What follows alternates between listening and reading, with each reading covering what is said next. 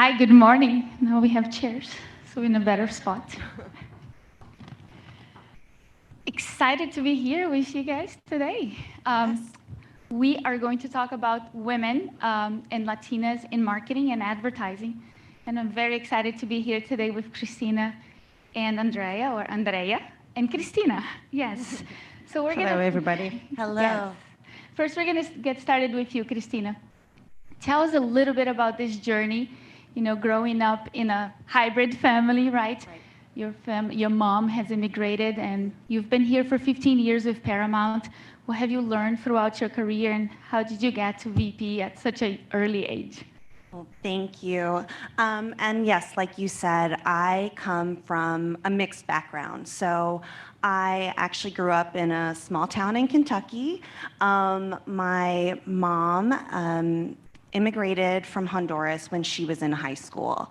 And it's a really crazy story. I'm so proud of her, but she comes from 4 girls, and my grandparents sent the 2 older daughters, so my mom and my aunt, to live with their great aunt in Cincinnati for the chance to go to college in the United States. So she was really thrown into this fish out of water situation and had to learn English, assimilate to a new culture.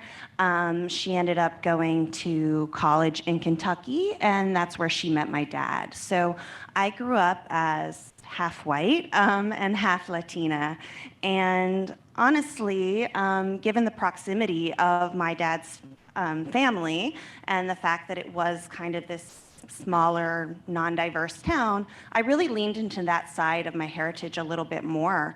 But it's not like our Latin side was hidden. It was just that, we would still listen to Latin music, we would still make homemade tortillas, we would go visit our family in Honduras.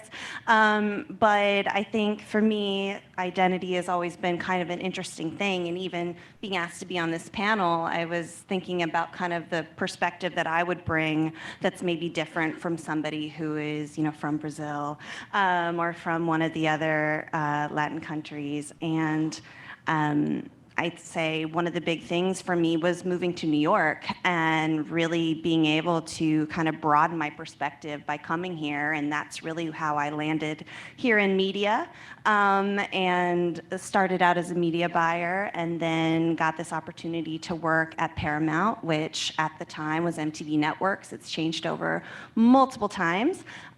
Started as a coordinator and was able to really work my way up. And that's really a benefit of everybody who's been a great leader to me and a great mentor to me.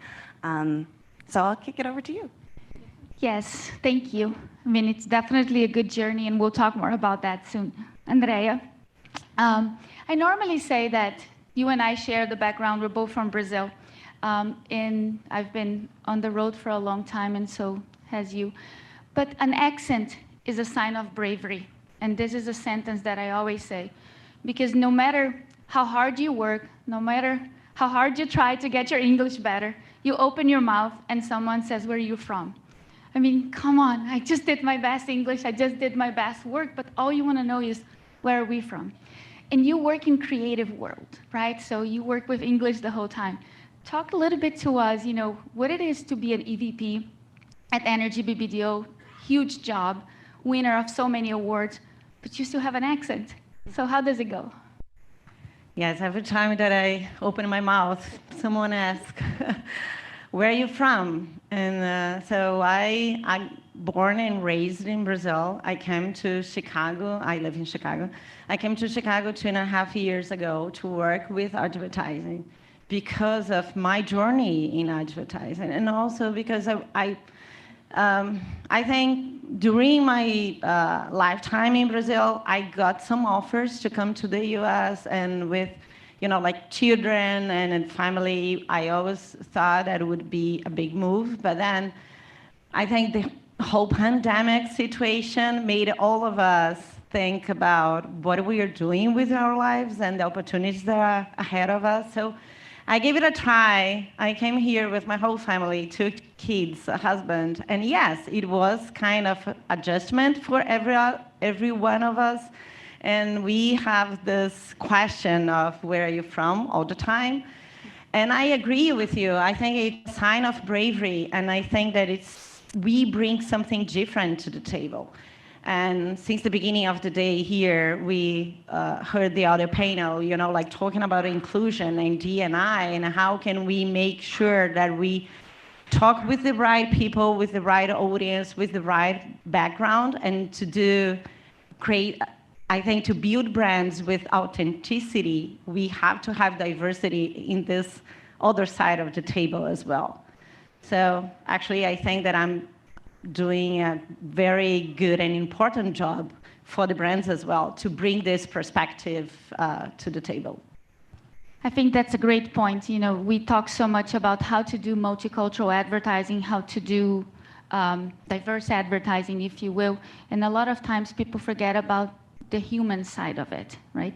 So we Latinas are considered Latinos as well, that we're very passionate, right? And I think we let this human side of ours come out very, very easily. So Cristina, in your job here, any tips or any ways that you actually let the human side, your humanity side come to work and actually make you a better leader and inspire your team to be also better? I think that is such a key part, especially being in a creative field. I try to be a very inclusive leader. I do think that part of that, that hospitable nature of the Latin culture really comes through, and being kind of open and welcoming. I don't want to just jump right into work with my team. I want to know what they did this weekend. I want to know what they're watching on TV. I want us to all be inspired by each other, because the best ideas come out of those personal experiences, and want to make sure that people feel really comfortable bringing their full authentic self to work, because that's really where the best ideas come from.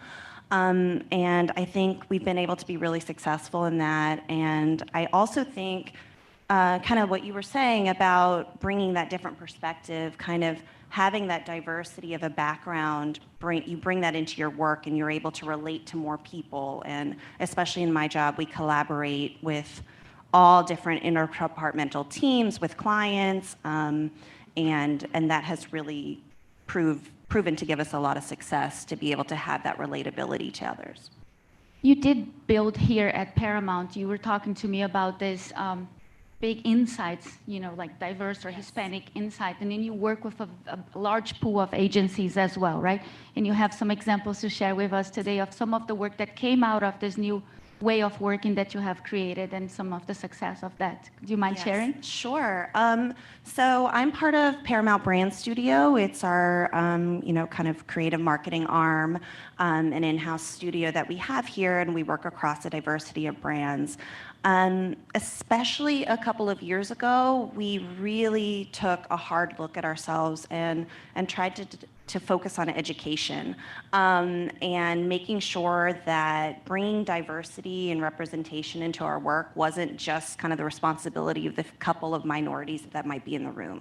So we wanted to broaden that out and make sure that we had our entire team. We also offer that thought leadership out to our clients. We did things like conversations on race and being an inclusive marketer. We also broadened out and created a whole set of insights that we can tap into to speak to different diverse audiences, and the ability that while we do a lot of our work in-house, that when the opportunity is necessary and it makes sense, that we have a list of vetted over 250 kind of creative agencies, production houses that we can leverage in our work. Andrea, we talked about the fact that some people believe that in order for you to do multicultural or Hispanic advertising, you have to have Hispanic agents. Some people believe that the most important thing is the team that is working on, but also the insight, as Cristina was talking about. What's your opinion about that? Yeah, I think there was a time that we had here in the US, like Hispanic agencies only.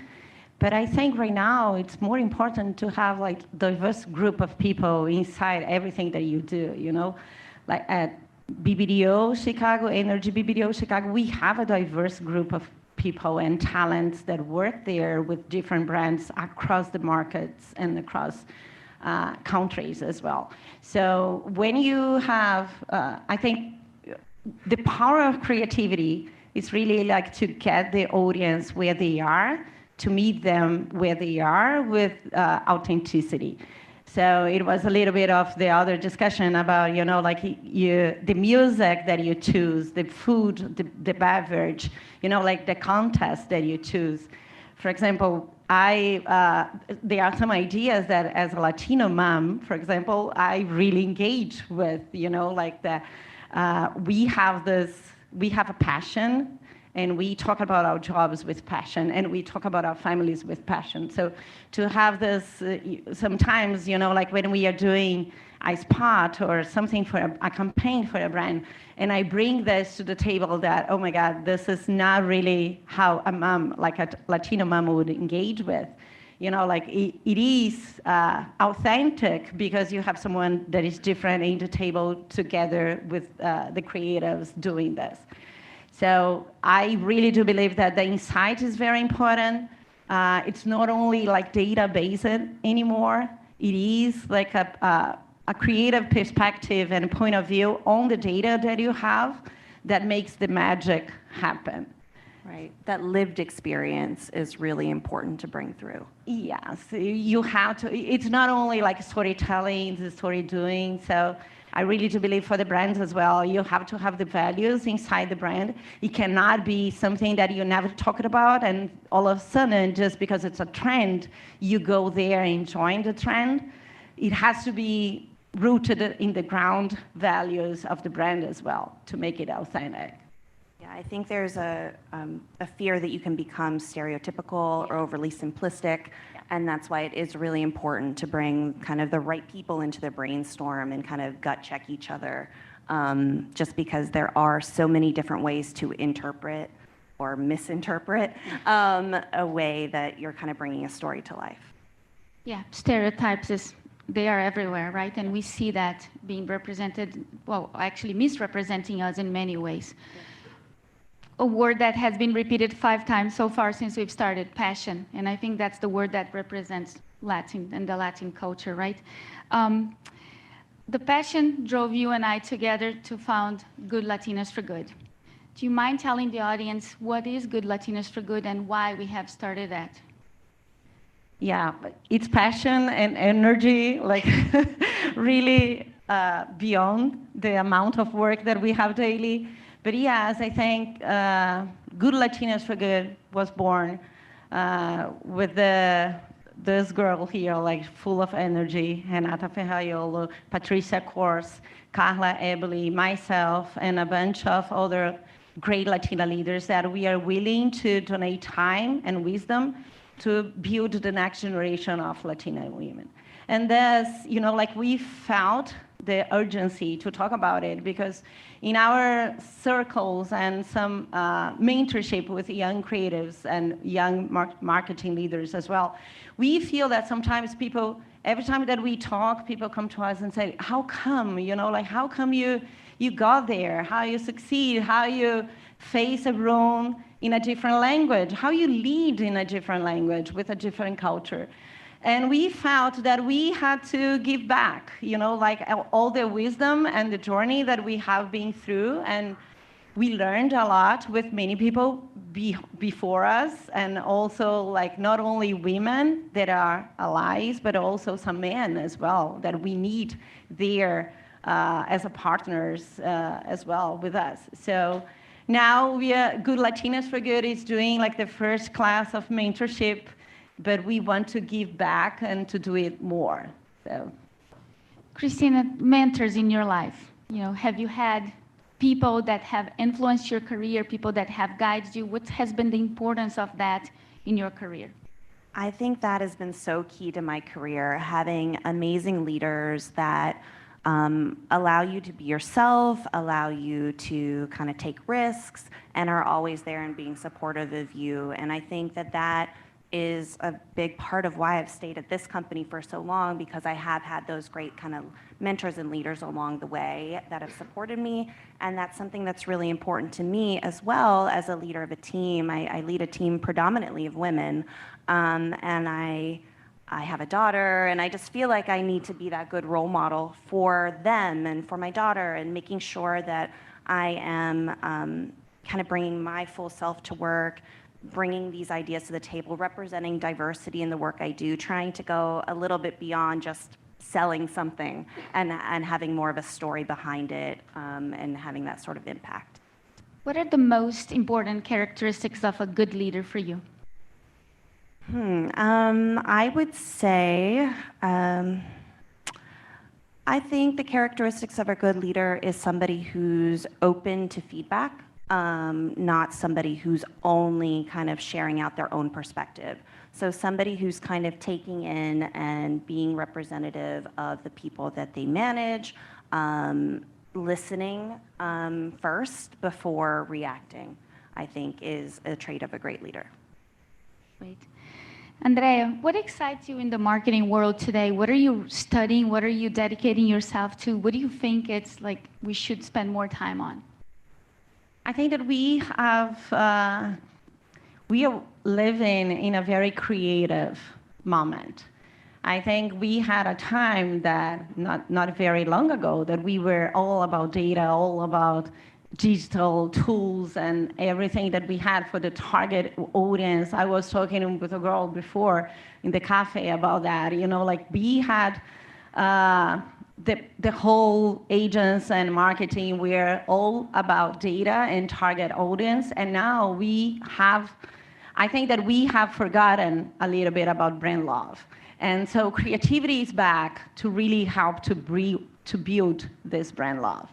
And makes a difference. You know, like I really do believe in the power of creativity to move business. It's an economic multiplier. It helps business to move forward and to touch the audience in a different way. And this is something that interests me the most. I really love people, the psychology of people and the differences of cultures and insights that you can work with. It's something that excites me the most. If I could come back and like study again, I always tell this to people, like do the most of your time devote to study and to educate yourself and to try to learn and be curious. You know, like curiosity is one of the skills that we can never let it down because it moves you forward as well in your journey, in your career.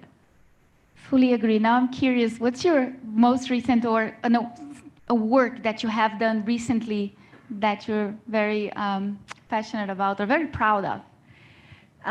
One of our biggest clients at Energy BBDO, it's Bayer. And Bayer, you know, like if you think about consumer, like health consumers, it's really like could be something with many legal restrictions. But we are trying to really talk with the audience in a way that it's more consumer-driven and real passions. So, for example, for Bayer Aspirin, we have a brand platform that is official sponsors of FanSarts because we discovered that when your hometown plays, your heart risk doubles. So it's something that is very human and relatable to everybody. You know, like everybody is a fan of something or has someone in the family that is a fan of something. For Claritin, for example, there's allergy medicine. We went far to really like create a world as if you don't have allergies, that we discovered that we have like female trees and male trees. Male trees produce pollen that really helps to rise the pollen levels in the world, and female trees don't. Actually, they absorb. So we are intentionally planting more female trees. I think it's really like getting the insights and turn to humans, you know, like real humans, and what interests people, what really engages people in order to have like to build this brand love. I think people underestimate the value of the word human and humanity, right? I think if people bring that word to work every day in the things that we work on, the quality of the work, but also the quality of the relationship at work would be so much better. We talk about consumers, we talk about customers, and we absolutely should be talking every day about humans because that's where we are, and I do think the world would be a much better place if people had this in mind. So I love that you have this in mind, and you're creating with humans in mind and not with consumers in mind, right? Yeah, if I can just add one more thing, like for AC Johnson, for example, we had this beautiful work that it's totally like the humanity of people that helps people in Rwanda against, like malaria. And if we think about women, we are caregivers ourselves, like for our entire journey, I think, as women. And there are so many caregivers in Rwanda and in Africa that they are not recognized by the work they do.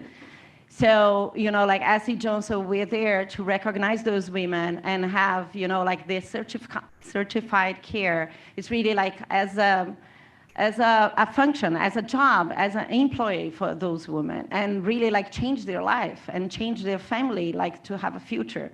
This is the kind of humanity that it's beyond having a brand value only like for selling things and for targeting people. It's really like being responsible and accountable in the markets that you're in.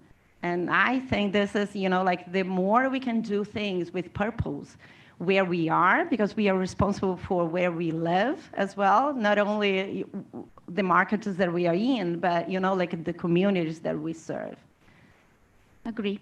So I'll do a quick rapid fire here with you guys, and then we'll open for questions. Cristina, football or soccer? I'm going to go with soccer. I just watched Beckham. I loved it. I'm not a huge sports person, but I'm going with soccer. Andrea, football or soccer? Soccer, and female soccer. Oh, good job. Samba or salsa? Salsa. Samba. Coconut water or sparkling water? Sparkling water. Coconut water. Oh my God. This is the big difference between Latinas. That's why I wanted to do this, because I knew it was going to be completely different. And it is a point that is very interesting, because there is the Latinas from South America, and there is the Latinas from Central America, and they're very different. And that's my point. I just wanted to close saying we're not all the same. Even though we are from Latin America is huge, and you definitely need to understand your audience. You need to understand who you're talking to make sure that you don't do mistakes like this. So I'll close and see if anyone has any questions for us. On the screen.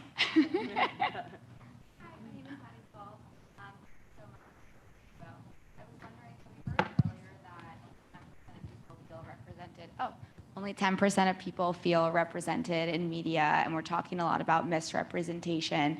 I wonder if you can recall the first time, if ever, that you felt yourself accurately represented in mainstream media, and then if you still feel that way now. I know it's kind of a thinker.